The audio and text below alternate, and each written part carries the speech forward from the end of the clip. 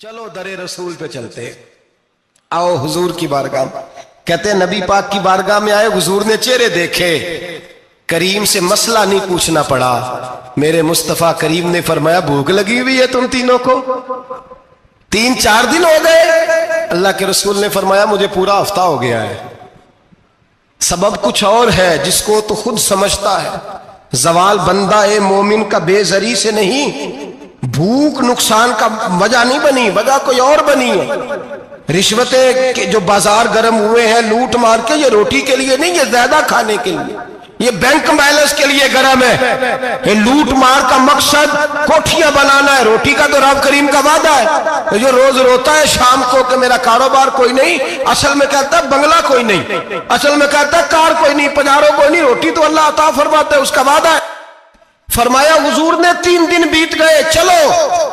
میرا بے تکلف صحابی ہے ابو الحسن انصاری، وہ بڑے نصیب والے ہوتے ہیں جن کو میرے نبی پاک خود کہتے تھے کہ تیری فلانی ذمہ داری ہے۔ اس زمانے کا تو کسی کو کہہ دیا جائے یہ تیری ذمہ داری ہے تو کہتا ہے یہ تو پھٹیکے ڈالنے لگ گیا ہے، یہاں سے تو چھٹی کر جانی چاہیے۔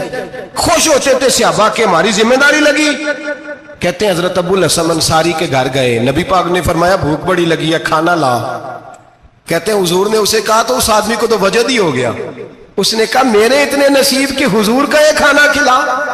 آؤ دیکھو دنیا والوں، آج جو سب سے زیادہ عزت والا ہے وہ میرا مہمان بنا ہوا ہے۔ فرماتے ہیں وہ دوڑے گئے، بکری اٹھائی، ذبح کی، بیوی کو کہنے لگے روٹی تیار کر، ادھر کھجوریں توڑی، انگور توڑے، کہنے لگے حضور آپ جب تک تناول کریں تب تک کھانا پک جاتا ہے۔ حضرت عمر کہتے ہیں روٹی پک کے آئی، بڑا پیارا گوشت، بڑا اچھا سالن، بڑا خوبصورت خلوص والا کھانا۔ فرماتے ہیں میں نے بڑا ہی کھایا۔ نبی پاک نے نہ ایک روٹی لی اور چھوٹی چپاتی، تھوڑا تھوڑا سالن کونوں سے، اور جب نبی پاک نے کھا لیا تو حضور کی آنکھوں میں آنسو آئے۔ حضرت عمر کہنے لگے حضور روئے کیوں؟ نبی پاک نے فرمایا سوچتا ہوں 7 دن کے فاقے کے بعد کھایا ہے، پر ڈرتا ہوں رب اس کا حساب پوچھے گا تو جواب کیسے دینا ہے، اس کا حساب بھی تو دینا ہے نا جو کھایا ہے۔ تو حضرت عمر فاروق کے ہاتھ میں کچھ چیز تھی، زور سے زمین پہ ماری، کہا محبوبہ 7 دن کے بعد بھی روٹی کھائے تو حساب دینا ہے۔ نبی پاک فرمانے لگے عمر وہ مالک ہے نا، تو جب دیتا ہے تو حساب نہیں لے سکتا، حساب تو دینا ہے، حساب تو دینا ہے، تیاری رکھو۔ صحابہ کرام فرماتے ہم نے ارادہ کیا کہ آج کے بعد ہم پھر فاقے کریں گے، کم کھائیں گے، اس لیے کہ حساب دینا ہے۔ میرے بھائی وہ فاقہ کشی کرتے تھے، ڈرتے تھے۔ یہاں تو لوگ کھا کے بیمار ہیں، کھاتے جا رہے ہیں، سوتے جا رہے ہیں، کھاتے جا رہے ہیں، سوتے جا رہے ہیں۔ یہ بھی وقت آئے گا رمضان شریف کا، سویرے درس پہ آؤ کہتے نیند بڑی آتی ہے، سویرے 2 سپارے پڑھ کے سویا کرو کہتے صاحب نیند بڑی آتی ہے۔ فجر کے بعد ہی تو وقت ہوتا ہے اللہ اللہ کرنے کا، سحری کا، کھاتے جا رہے ہیں، سوتے۔ لوگ جماعت سے نماز نہیں پڑھتے، سو جاتے ہیں، جماعت کا ثواب چھوڑ کے سو جائیں گے۔ بھائی رمضان مبارک میں فاقہ کشی کی ٹریننگ ہوتی ہے، فاقہ کشی کی تربیت لے، رمضان میں روکے اپنے آپ کو، تربیت ہوگی۔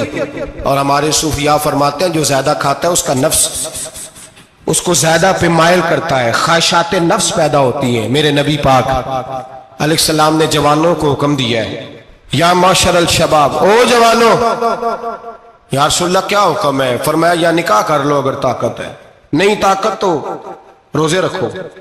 حضور روزے سے کیا ہوگا؟ فرمایا تمہارا نفس کچلا جائے گا، شیطان وسوسہ اندوزی نہیں کرے گا۔ آج نوجوان بڑھ بڑھ کے کھاتا ہے، بہت زیادہ کھاتا ہے، کبھی اس ہوٹل سے کھاتا ہے، کبھی اس ہوٹل سے کھاتا ہے۔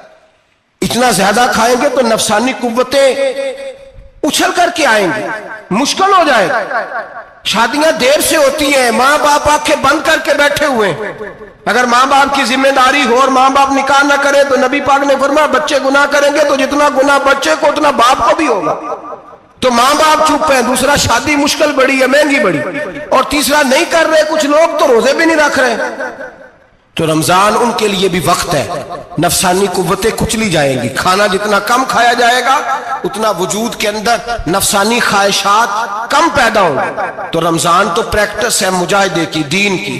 اور دوسرا میرے حبیب پاک صلی اللہ علیہ وسلم نے فرمایا ہے، حضور فرماتے ہیں کہ رمضان اور قرآن کا آپس میں رشتہ ہے۔ قرآن پاک کتنا پڑھنا چاہیے روزانہ؟ زیادہ سے اللہ جزا دے، امید ہے آپ زیادہ سے زیادہ ہی پڑھتے ہوں گے۔ भाई सुने, हदीस मुबारका में नबी पाक ने फरमाया रमजान और कुरान दोनों मिल के ना, बड़ी प्यारी हदीस है, फरमाया दोनों मिल के अल्लाह की बारगाह में मेरी उम्मत की सिफारिश करेंगे। रमजान और अल्लाह अकबर। किस तरह? नबी पाक फरमाते हैं रमजान कहेगा ए अल्लाह दिन के वक्त मैंने इसे तेरी रजा के लिए खाने पीने से बाज रखा, और कुरान कहेगा या अल्लाह रात को तेरी रजा के लिए खड़ा होकर ये कुरान सुनता था। रमजान और कुरान दोनों सिफारिश करेंगे। हम ना बड़ा कुछ पढ़ते हैं, सुनते हैं, सीखते हैं। अब यकीन करें, ये खाते भाई का भाई से इख्तलाफ हो जाए ना तो वो 30 साल पुराने खाते खोल के ले आता है, सारी रात ढूंढता है कि मेरे पैसे कहां से निकलते हैं, पढ़ लेता है। कुरान पाक की बारी आती है तो नहीं पढ़ते कुरान पाक। अब्बा जी का खत्म होता है तो मांगते फिरते हैं, कहते 2 कुरान पाक, 10 कुरान पाक। ये बातें बतानी नहीं चाहिए, करनी नहीं चाहिए, लेकिन चूंकि तरबियत के लिए बैठा हूं तो कर देता हूं। मेरे शागिर्दों से पूछें, यहां मदरसा है अल्हम्दुलिल्लाह, दर्जनों तलबा है, असातिज़ा है, मेरे पीर भाई हैं, और मेरा ये दावा है कि शायद को किसी से इतना प्यार करता हो जितने मेरे शागिर्द और मुरीद मुझसे करते हैं। लेकिन मैंने कभी किसी से नहीं कहा कि जरा सूरत फातिहा पढ़ के देना, मैंने अपने अब्बा जी को सवाब देना है। पूछ लें किसी से नहीं कभी कहा, कभी नहीं मैंने कहा कि जरा मुझे थोड़ा सा कुरान पढ़ दे। मैं इसको नाजायज नहीं कहता, पढ़वाना चाहिए, लेकिन मैं अपने वालिदैन के लिए कभी सवाल नहीं करता कि मुझे जरा पढ़ के दो, मैंने बख्शना है, इसलिए कि मैंने जाती तौर पे रूटीन बनाई है। मैं समझता हूं कि कायनात के अंदर मेरे ऊपर जिन लोगों ने एहसान किए उनमें सबसे ज्यादा हिस्सा मेरे माँ बाप का है। मैं समझता हूं इस बात। कितना नालायक हूं मैं कि मैं 1 महीने में एक कुरान पाक भी पढ़ के उनकी रूह को एहसास नहीं कर सकता। मेरा ये तरीका है जाती, मैं कदगन नहीं लगाता, मेरा जाती तरीका ये, अलहम्द से शुरू करो और 2 सूरतें छोड़ के कुरान पाक खत्म कर दो आखिरी, और फिर फलक और नास सूरतें साथ ले जाओ। यहां बैठ के साले सवाब नहीं करना, खत्म नहीं दिलाना, साथ ले जाओ, कब्र पे खड़े हो जाओ और फलक और नास सूरतें कब्र पे बैठ के तिलावत करो। और जो कुरान मजीद पढ़ा है उनकी रूह को वहां इसाल करो। ओ भाई, औलाद जब माँ बाप के लिए पढ़ती है तो उसे कहना नहीं पड़ता अल्लाह बख्श दे, इसलिए कि औलाद की नेकियां खुद ब खुद माँ बाप के खाते में जमा होती हैं, खुद नेकियां जमा होती हैं। मेरे भाई, तू बच्चों से ये तो मुतालबा करता है कि बेटा इस साल रमजान मुबारक में मेरे लिए सत्तू जरूर बनाना, फलानी चटनी जरूर तैयार करना, ये क्यों नहीं कहता बीवी से कि डिशे कम बनाना? तू भी बैठ के कुरान पाक पढ़, मैं भी कुरान पाक पढ़ता हूँ। इधर आओ बेटा, यहाँ बैठ के तिलावत करो, मैं भी करता हूँ। बेटी इधर आओ, बैठ के कुरान पाक पढ़ो। कितना वक्त लगता है? हाफिज और कारी और उलमा अगर पढ़े तो 20-25 मिनट लगते हैं कुरान पाक का सिपारा पढ़ने, और अटक अटक के पढ़ने वाला भी पढ़े तो 1 घंटा लग जाएगा। और मेरे नबी पाक सल्लल्लाहु अलैहि वसल्लम ने फरमाया जो कुरान पढ़ते हुए अटकता है अल्लाह उसे डबल सवाब अता फरमाता है। फरमाया जो जुबानी पढ़े सिंगल सवाब, जो देख के पढ़े उसे डबल सवाब। हुजूर क्यों? फरमाया इसलिए कि मेरा कुरान देखने पे भी अल्लाह सवाब अता फरमाता है, कुरान देखने पे भी अल्लाह सवाब देता है, देखने का भी सवाब। रमजान शरीफ में कुरान पाक पढ़े, खोल के पढ़े। और मेरे भाई, अगर तेरा बच्चा पढ़े, अगर तेरी बेटी पढ़े, कायनात का खुशनसीब बाप वो है कि बेटा कुरान पढ़े, चाहे नाजरा ही पढ़े, जिसकी बेटी पढ़े। जिंदगी में इन्हें इस काम पे लगा जाओ, मरने के बाद भी पढ़ेंगे। इमाम जलालुद्दीन सुयूती शाफई रहमतुल्लाह अलैह फरमाते, हजरत ईसा कब्र के पास से गुजरे, कब्र पे अजाब हो रहा था, अल्लाह का गजब बरस रहा था। जनाब ईसा इस्तिगफार पढ़ते डरते गुजर गए। थोड़ी देर के बाद, चंद घंटों के बाद गुजरे तो उसी कब्र पे फूल खिले हुए थे, रहमत बरस रही थी। हजरत ईसा अलैहिस्सलाम अर्ज करने लगे, मौला तू बेनियाज है, मेरी ताकत नहीं तेरे कामों में बोलने की, पर अभी तो यहाँ अजाब हो रहा था, अभी रहमत बरस रही है। जनाब ईसा कहते हैं आवाज़े खुदाबंदी आई, ईसा बंदा बड़ा गुनाहगार था, पापी था, मुजरम था, खताकार था, लेकिन जब इसका इंतकाल हुआ, इसकी बीवी हामला थी, उसके पेट में बच्चा था, बच्चा इसके इंतकाल के बाद पैदा हुआ।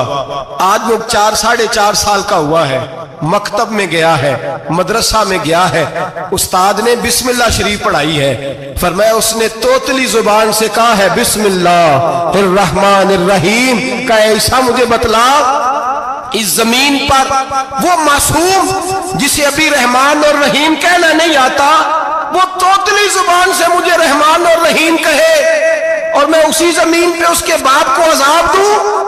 فرمایا اس نے ایک بار رحمان اور رحیم کہا ہے، میں نے اس کی باپ کی قبر کو نور سے معمور فرما دیا ہے، نور سے بھر دی ہے قبر، برکت سے بھر دی ہے۔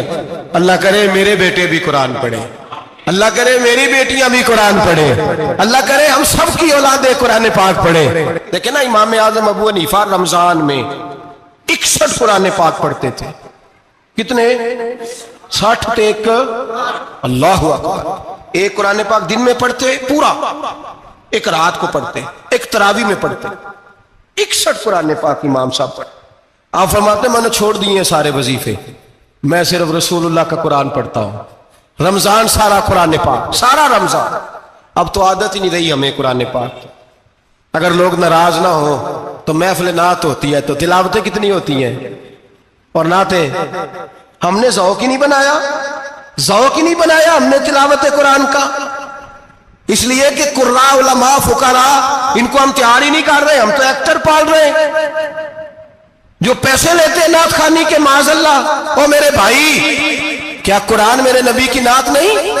حضرت عائشہ صدیقہ رضی اللہ تعالیٰ عنہ کے پاس صحابہ گئے، کہنے لگے اماں جی ہمیں نبی پاک کا اخلاق بتلائیں، تو اماں جی کہنے لگی جاؤ جا کے قرآن پاک پڑھو، قال خلقہ القرآن، سارا قرآن میرے نبی کے اخلاق کا انعام ہے۔ یہ ساری نعت ہے، یہ ساری نعت۔ اس نعت کو سننے لوگ کیوں نہیں آتے؟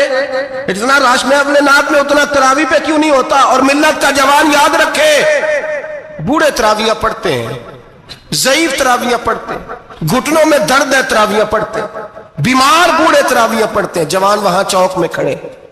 کیا جوانی اس لیے ہے چوکوں میں کھڑا ہوا جائے؟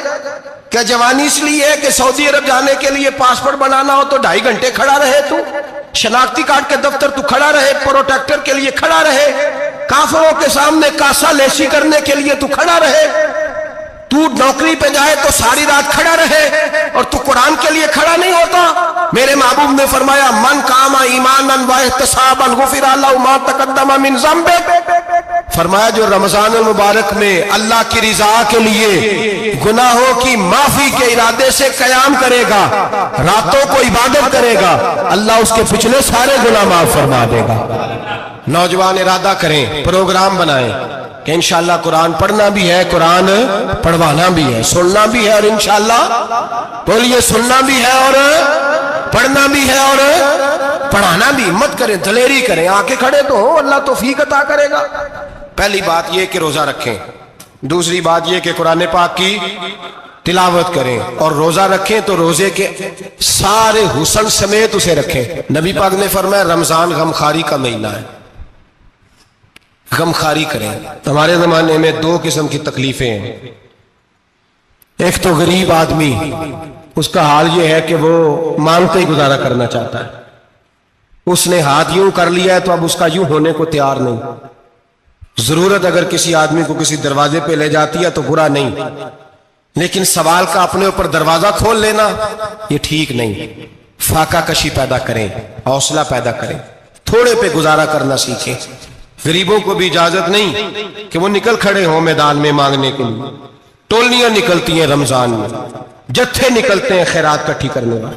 بچیں، میرے نبی پاک صلی اللہ علیہ وسلم نے فرمایا جس نے بغیر ضرورت کے سوال کیا، جب قیامت کے دن آئے گا تو اس کے چہرے کے اوپر گوشت نہیں ہوگا، صرف ڈھانچہ ہی ہوگا۔